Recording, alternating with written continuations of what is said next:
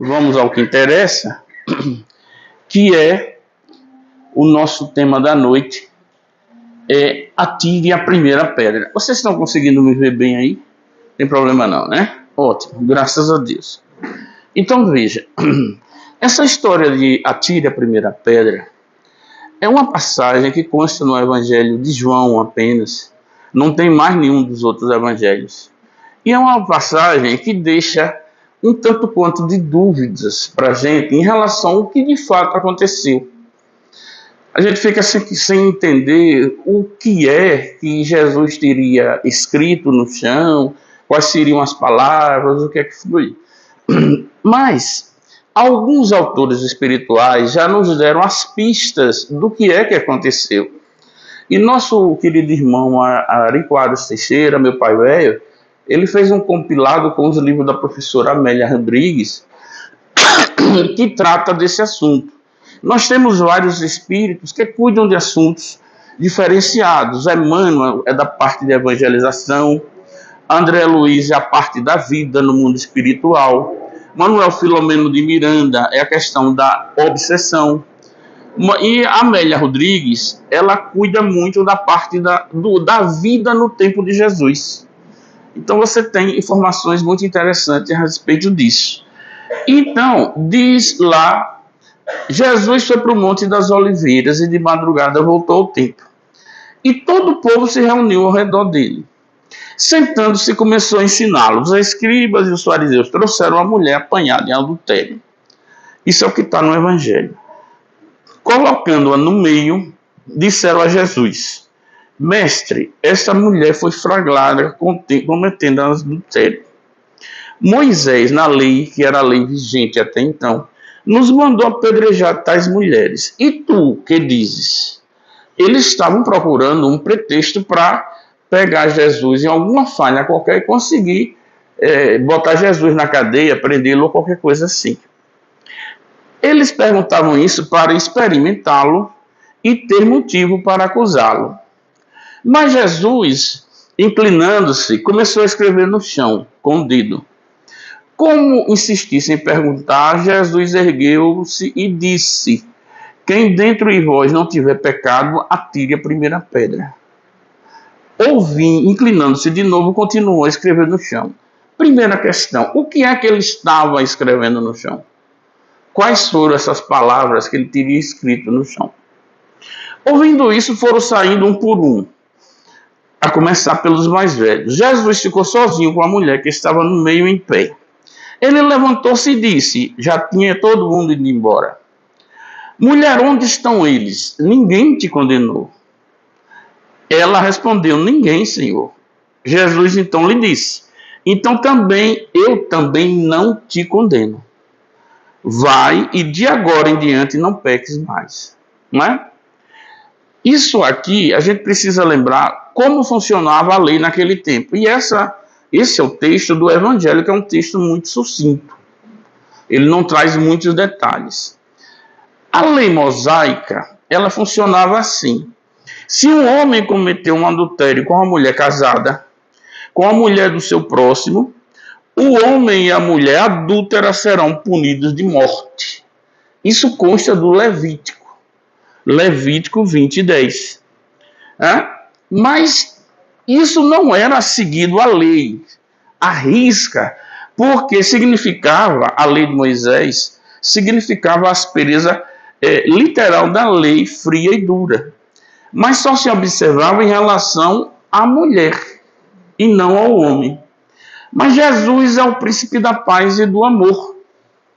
Então, o desenrolar do final dessa história, quem vai nos esclarecer como funciona isso é Amélia Rodrigues. Porque a gente vai ver que ao longo do tempo, e por muitos milênios, a mulher ficou num papel secundário. Pra vocês terem uma ideia, por exemplo, até hoje no Japão as mulheres não fazem refeições com homens. Elas comem separadamente. Quer dizer, hoje, com todo o avançar da nossa civilização, ainda acontece esse tipo de coisa. Imagine naquela época que mulher era considerada algo.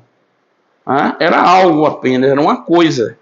Do mesmo jeito que eles consideravam os médicos como igualzinho aos lixeiros, porque ambos, né, mexiam com corpos, com sujeira, com sangue, etc. Então, era a concepção da época, que tinha que se respeitar.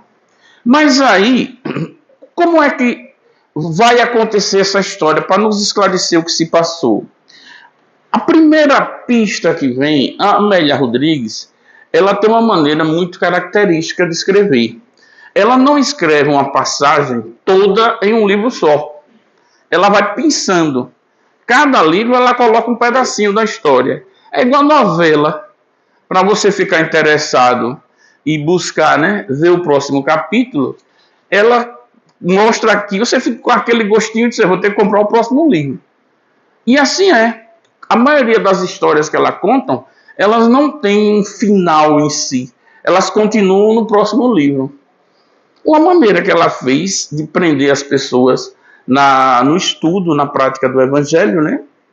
E que funciona muito bem.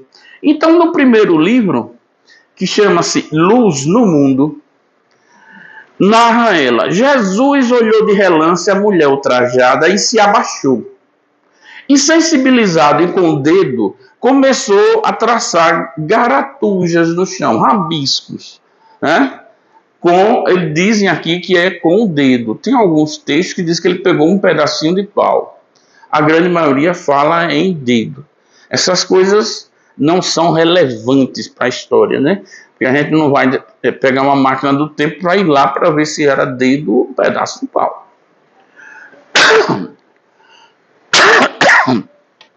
Então, ele escrevia no chão a marca moral do erro de cada um, que o observava, fazendo que cada qual recordasse sua própria imperfeição. Parece-nos estranho que apenas algo escrito as pessoas olhassem e saíssem. Deveria ter algum conteúdo para cada pessoa. E a gente vai ver adiante que Jesus usou um estratagema interessante. Ele escreveu alguma coisa que a pessoa que lia entendia como sua falta. Não com a falta do outro. Cada um que lia via uma coisa diferente. Interessante, né? Aí tem um livro que não é espírita, que narra uma passagem muito interessante a respeito disso, que se chama Novas Lendas Orientais, de Malba-Tahan. Malba-Tahan é um escritor, tem muitos livros, e as mensagens dele são todas eivadas de princípios elevados, de histórias, né? De justiça, de amor. E aqui, nesse livro, que é de 1954, coincidentemente, o ano que esse jovem veio ao mundo, né? Então, nós dois temos setentinha, viu? Eu vou ganhar presente, não sei você. Bom, aqui tem um capítulo que se chama O Natal do Bom Califa. E ele diz assim, eu vou dizer partes da história, que a história é longa, né? Diz aqui, se eu conseguir abrir vai ser melhor. O vizir, que era o chefão de tudo, chama o califa e diz: sinto-me, meu caro vizir, intrigado com algo que ocorre neste palácio e desejo amplo esclarecimento e minuciosas informações a respeito. O vizir era algo como um secretário-mor, era aquela pessoa que trazia todas as informações para o califa, que era o bambambam da história. Aí ele diz: dizei-me, diga, vizir, ó príncipe dos crentes. Aí ele disse: estarão os bagdales preparando alguma surpresa para os caravaneiros da Síria? Pretenderão comemorar algum feito glorioso de nossos antepassados? Isso ele perguntando ao vizir. Aí ele disse: a música que chamou a vossa prestimosa atenção, para a alegria imensa que ela estende por toda a cidade, não parte dos muçulmanos, mas dos cristãos. Isso nós estamos falando, né, de Bagdá, terra de muçulmanos puros. Aí o califa pergunta: dos cristãos? Que pretendem esses infiéis com todos esses cânticos e hinos festivos? Para o muçulmano, quem não acredita no Deus deles, né, é infiel. Qualquer religião que seja. Qualquer uma outra religião se é considerado como infiel. Aí ele diz: nada de mal, ó príncipe do Islã, nada de mal. Os cristãos por todos os recantos do mundo festejam, na data de hoje, que era Natal, o nascimento de Isa, filho de Maria, a quem eles veneram sob o nome de Jesus Cristo, o Salvador. Aí o califa diz: mas Isa, filho de Maria, é citado com alta e elogiosa distinção no livro sagrado, que é o Alcorão. Ele disse: sim, ó rei magnânimo, o incomparável Isa, filho de Maria, por suas incontáveis virtudes e divinos atributos, é citado 19 vezes no Alcorão. E isso é um fato. O nome de Jesus está escrito lá 19 vezes, só que escrito Isa, que é a terminologia árabe para o nome de Jesus. Uma das 5 preces que nós muçulmanos proferimos todos os dias é feita em homenagem a Jesus, filho de Maria, o inspirado de Alá. Isso vocês não sabiam. Os muçulmanos, eles são obrigados a fazer 5 preces diárias, voltadas para Meca. Eles se deitam de cabeça, né, curva, virado para Meca e tal. São 5 horários diferentes. Só que uma dessas preces é também destinada a Jesus como profeta. E a grande maioria de vocês não sabia. Aí ele disse: conta-me, ó insigne Yazbek, conta-me um episódio desse admirável Isa, filho de Maria, cujo nome é consagrado pelas nossas preces e pela nossa profunda veneração. Aí ele diz: achava-se certa vez Isa, filho de Maria, em Jerusalém, e ensinava aos homens o caminho da justiça e da bondade. Com suas palavras cheias de sabedoria, conquistava a simpatia dos humildes e ameigava o coração dos mais rebeldes. Mas os pérfidos fariseus e os ricos sacerdotes decidiram prendê-lo e arquitetaram um plano. Irrompeu num pátio em que se achavam as mulheres violento tumulto. Uma das infelizes fora surpreendida em adultério. Escribas e fariseus arrastaram a desventurada pecadora para diante de Jesus. Queriam, com o consentimento do mestre, condená-la à morte.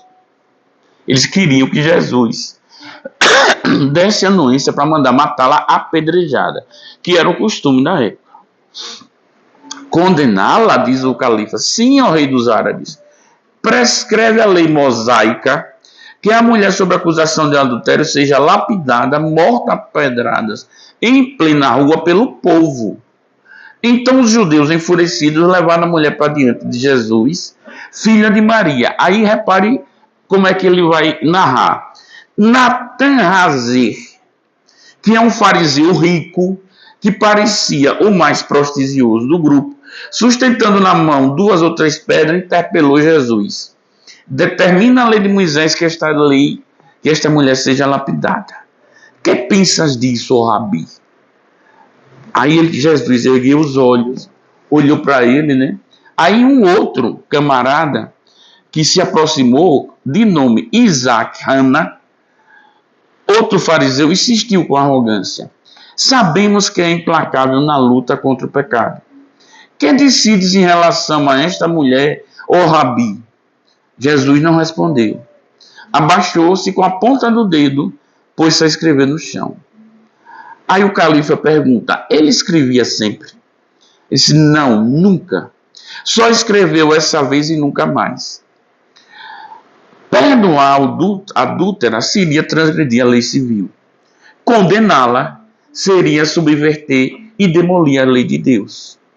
Outro judeu de nome Jamai Meir, que pertencia à família dos sacerdotes, proferiu em tom de desafio: qual a tua sentença, Rabi? E Jesus respondeu: que se cumpra a lei. Aquele de vós, completa ele, que se julgar isento de culpa, que atire a primeira pedra. Natan Razé, que se achava à frente, desafiando o grupo, procurou ler o que os sãs escreveram, o que era que estava rabiscado no chão. A seus olhos surgiu apenas uma palavra: fraticida. Aí era, na verdade, esse camarada, um execrável fraticida.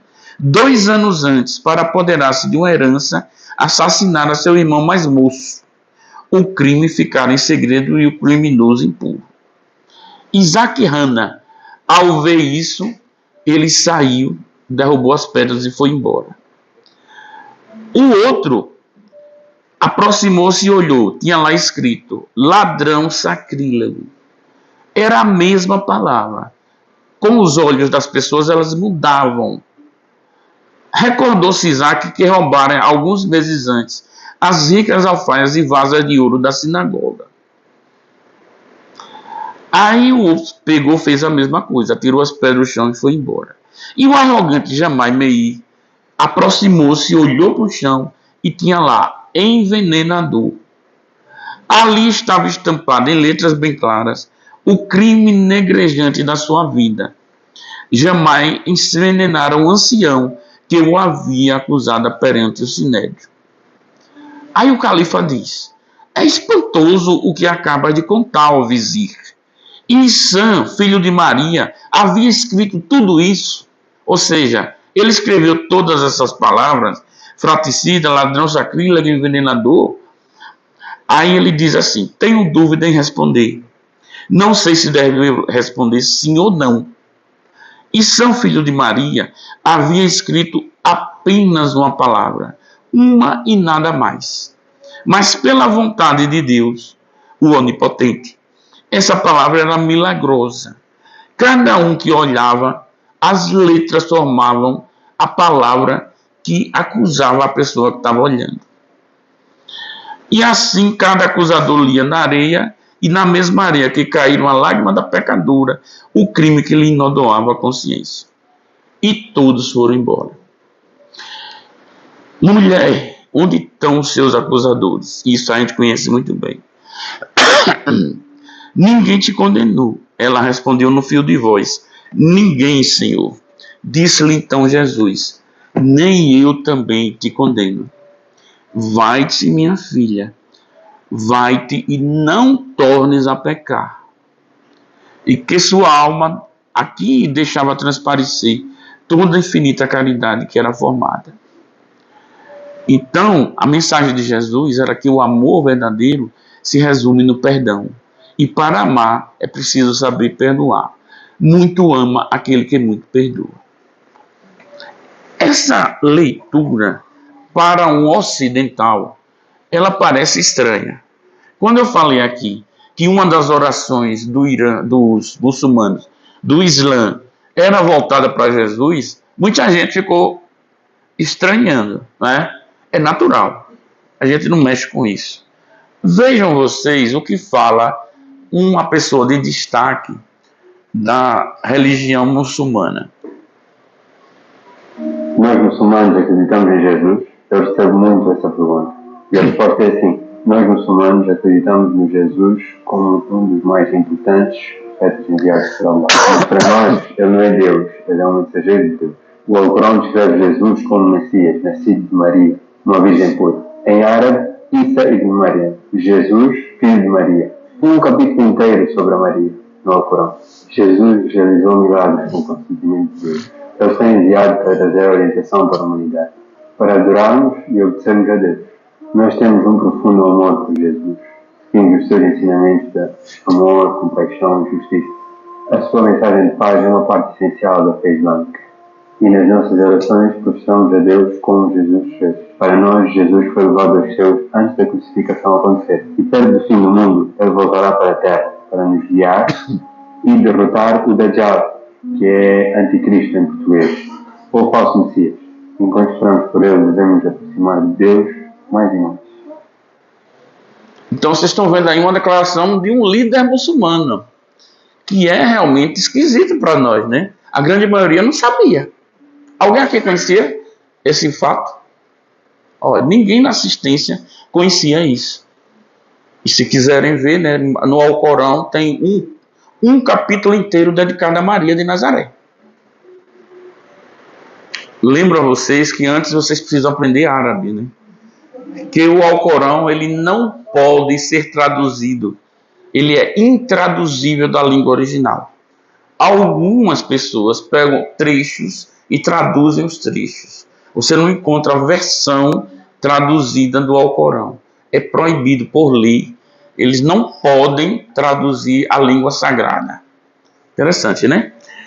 Então, em Pão Nosso, Emmanuel, o Espírito de Emmanuel ele nos diz: a atitude do mestre naquela hora caracterizou-se por infinita sabedoria e inexcedível amor. O grande e espantoso silêncio que então se fez constituiu uma resposta mais eloquente do que qualquer declaração verbal. Mas tem uma historiazinha que nos pega aqui. Advertimos Jesus: não julgueis para seres julgados. O Divino Mestre, entretanto, não nos proclamou impedido de julgar a nós próprios, de modo a revisarmos nossos ideais e atitudes, colocando-nos finalmente a caminho da própria sublimação. Veja, ele diz aqui que você não deve julgar os outros, mas julgar sim você deve. Você deve julgar para saber se está fazendo errado. Em relação a isso, na questão 63 do Consolador, perguntam: considerando a determinação do não julgueis, como poderemos discernir o bem do mal sem julgamento? Como eu distingo se é bem ou é mal se eu não julgar? E Emmanuel coloca: entre julgar e discernir há sempre uma grande distância. O ato de julgar para especificação definitiva pertence à autoridade divina. Porém, o direito da análise está instituído para todos os espíritos. De modo que, discernindo o bem e o mal, o erro e a verdade, possam as criaturas traçar as diretrizes do seu melhor caminho para Deus. Isso você encontra em outras passagens dos livros da codificação. Por exemplo, quando perguntam a Jesus, Kardec pede para perguntar o que significava caridade para Jesus. Aí ele diz aquele célebre acrônimozinho, né? BIP, benevolência, indulgência e perdão. Benevolência para com as faltas alheias. Eu tenho que perdoar sempre todo mundo. Indulgência é benevolência para com todos. Indulgência para com as faltas alheias, não é com as minhas. Eu não posso ser indulgente com as minhas faltas. E perdão das ofensas. Benevolência para todos, indulgências com as faltas alheias e perdão das ofensas. Ou seja, você tem que buscar permanentemente corrigir as suas faltas. E você, fazendo isso, você vai discernir o bem do mal. Você vai encontrar outra citação interessante na Boa Nova. E lá está escrito: enquanto a pecadora se retirava presa de intensa alegria, os poucos discípulos que se encontravam junto ao Senhor não conseguiam ocultar a estranheza que lhes causara o seu gesto. Por que não condenar a ele aquela mulher de vida censurável aos olhos de todos? Não se tratava de uma adúltera? Isso a turminha que estava com Jesus, né? Os apóstolos. Nesse ínterim, João se aproximou e perguntou: mestre, por que não condenaste a meretriz de vida infame? Jesus fixou no discípulo um olhar calmo e bondoso e redarguiu: quais as razões que você aduz em favor dessa condenação? Sabes o motivo por que essa pobre mulher se prostituiu? E continua: terá sofrido alguma vez as durezas das vicissitudes que ela atravessou em sua vida? Ignoras o vulto das necessidades e das tentações que a fizeram sucumbir a meio do caminho? Não sabeis quantas vezes tem sido objeto dos escárnios dos pais, dos filhos, dos irmãos das mulheres mais felizes? Não seria justo, diz Jesus, agravar-lhe os padecimentos infernais da consciência pesarosa e sem rumo. E ele continua dizendo: entretanto, exclamou João, insistindo ainda quanto à questão da condenação por Jesus, defendendo os princípios da lei antiga. Ela pecou e fez jus à punição. Não está escrito que os homens pagarão ceitil por ceitil seus próprios erros. O mestre sorriu sem se perturbar e esclareceu: ninguém pode contestar que ela tenha pecado. Quem estará irrepreensível na face da terra? Aí já pegou pesado, né? Quantas vezes lhe tem faltado o pão à boca faminta ou a manifestação de carinho sincero à alma angustiada? Raras dores no mundo serão idênticas às agonias das suas noites silenciosas e tristes. Esse o seu doloroso inferno, sua aflitiva condenação. Jesus conhecia o íntimo daquela mulher. A vinda dela, aqui a gente vai ter algumas pinceladas, por Amélia Rodrigues. E o interessante notar como é que terminou essa história. Ela para aqui, ela tem um final. Amélia Rodrigues, no livro Há Flores no Caminho, ela diz que o esposo jamais lhe indagara das lágrimas que tragava, salgadas em silêncio. Nunca lhe brindara a ternura. Egoísta, jamais se recordara de aquecê-la com solidariedade e amor. Transitava ao seu lado, negando-lhe entendimento e amizade. Essa é uma característica daquele povo ali naquela região. Até hoje eles tratam a mulher mais ou menos desse jeito. Não mudou muita coisa. Em soledade, ela deixou-se sonhar, sozinha, embriagando-se sob o excesso da ilusão. Nova moça, com todos os desejos naturais que o corpo lhe trazia, até que tombou nas garras do sedutor venal. E o flagrante foi lavrado pela perfídia do próprio marido. Sozinha na praça, já no momento que ela foi levada para ser apedrejada, percebia que não fora condenada nem mesmo por ele, Jesus. Mas compreendeu também que não fora absolvida. Ele não a censurara ou puni-la, mas também não a inocentara. Não tornes a pecar. A mulher adúltera, emocionada, renascendo dos escombros, descobriu a magnitude da lição do Rabi. Deveria reparar o erro para quitar a dívida perante a própria consciência e a consciência divina. Naquele momento ela toma consciência disso. Eu não fui considerada culpada, mas também não fui absolvida. E ele me deixou o caminho dizendo: não peques mais. Então é minha tarefa, ela concluiu, me reformar, me evoluir, para que eu possa chegar ao caminho do bem e do amor que ele praticou com todo mundo. Praticou e pratica.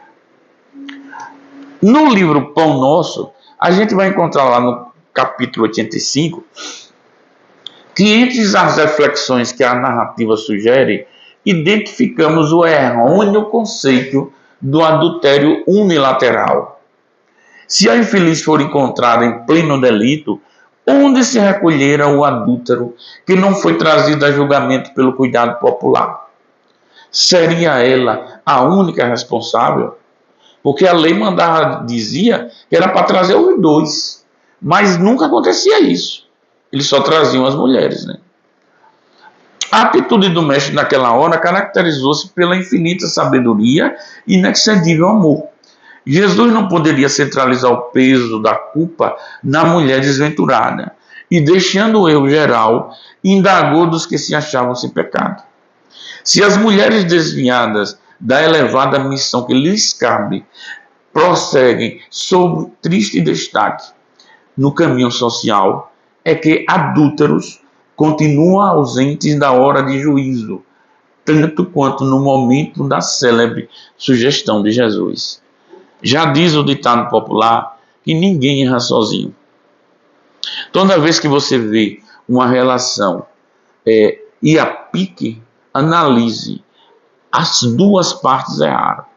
Pode ser que uma parte mais que outra, mas sempre há o erro dos dois lados, nunca de um lado só.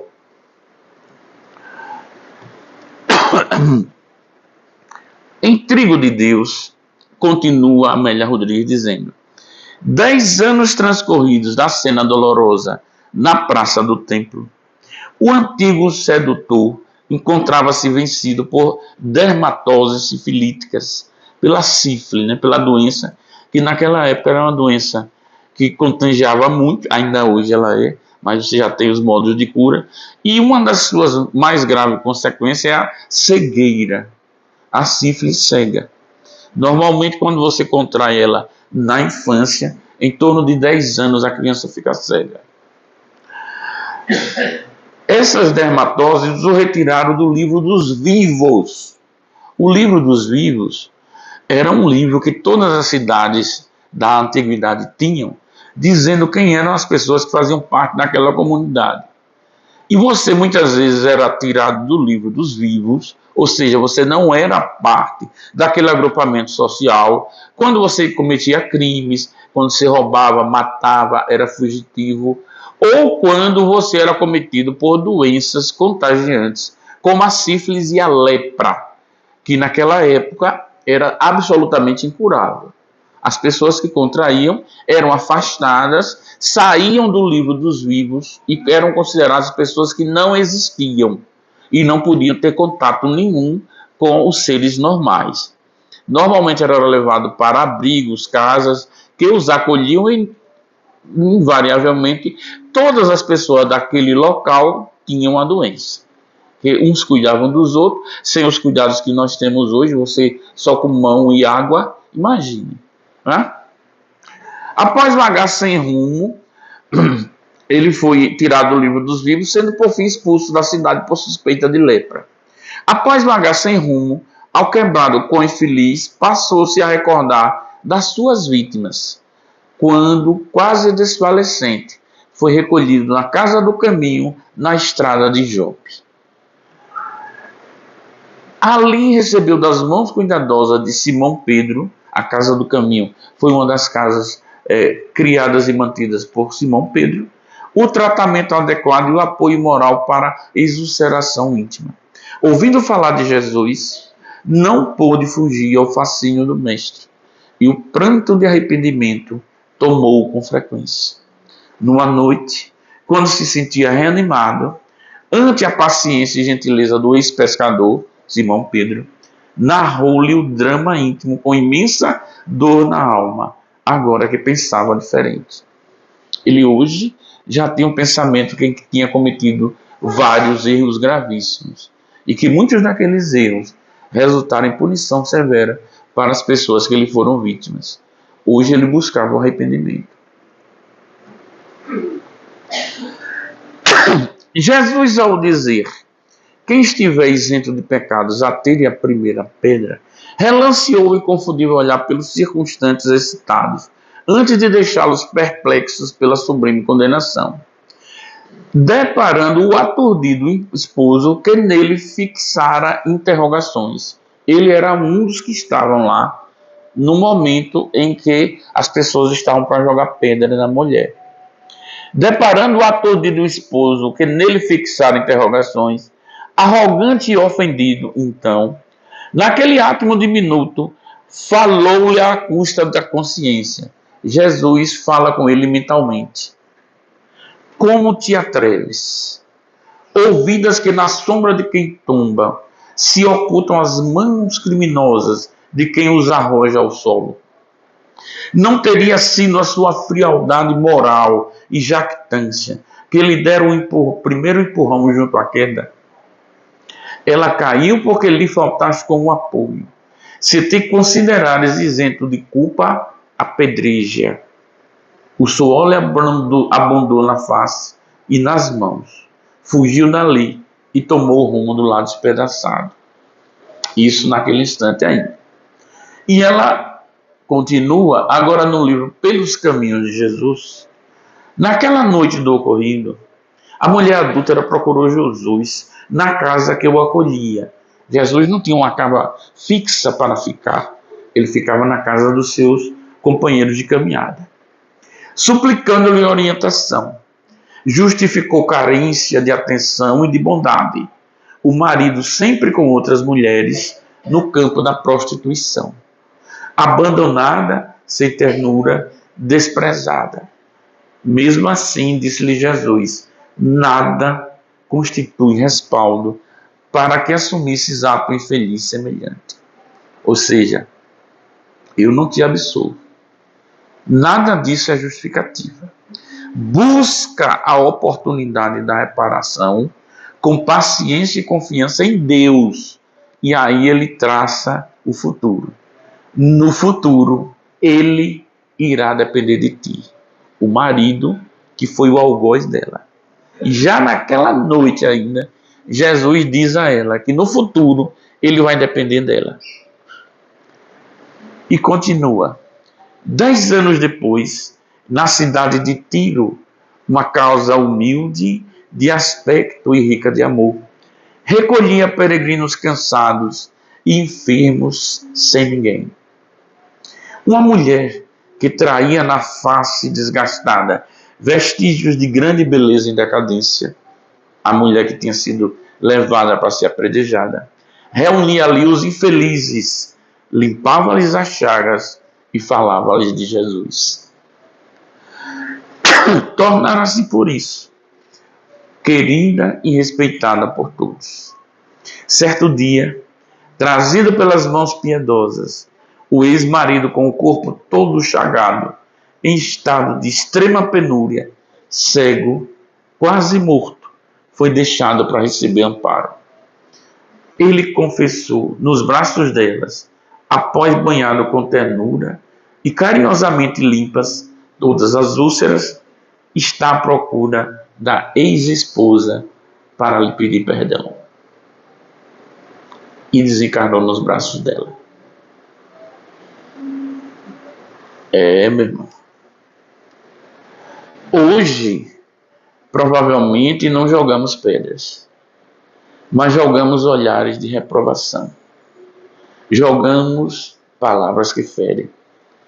Como nos é fácil fazer isso no dia a dia, se aquelas pessoas que estão do outro lado, que são alvo dessas atitudes, não comungam com os nossos pensamentos, com os nossos caminhos, com os nossos ideais.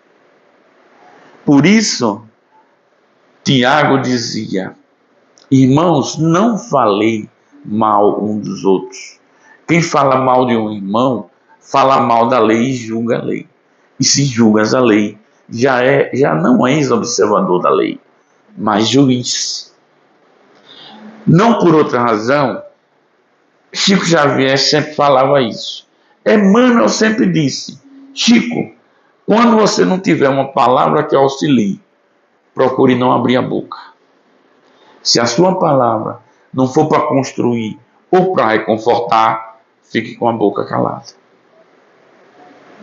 A questão 338 do Consolador, ela nos diz, por que teria Jesus aconselhado perdoar 70 vezes 7? A Terra é um plano de experiências e resgates, por vezes bastante penosos. E aquele que se sinta ofendido por alguém, não deve esquecer que ele próprio também pode errar 70 vezes 7 vezes. E ao dizer 70 vezes 7, Jesus estava usando uma expressão hebraica que dizia que simbolizava um número infinito de vezes. Quando se dizia que alguma coisa tinha que ser feita 70 vezes 7 vezes, era para dizer que ela deve ser feita alguns milhares de vezes. Por isso, quando perguntaram a Jesus se ele devia perdoar 70 vezes, 7 vezes, ele disse 70 vezes 7. E Chico Xavier uma vez complementou, dizendo que era cada pecado. Quando a mulher, uma senhora, procurou ele e disse, Chico, eu comecei a tentar perdoar meu marido. Já perdoei ele 8 vezes. Eu tenho que perdoar 70 vezes 7. Ele fez cada um. Ela disse, como, Chico? Cada um dos pecados dele. Se minha filha, comece, vá treinando. E aí você vai exercitando o verdadeiro amor. O número é ilimitado. Então, há dificuldades e percalços, incompreensões e desentendimentos na tua caminhada. Lembra que Usa a misericórdia que Jesus já usou contigo, dando-lhe nova ocasião de santificar e de aprender. Sempre você vai ter essa oportunidade.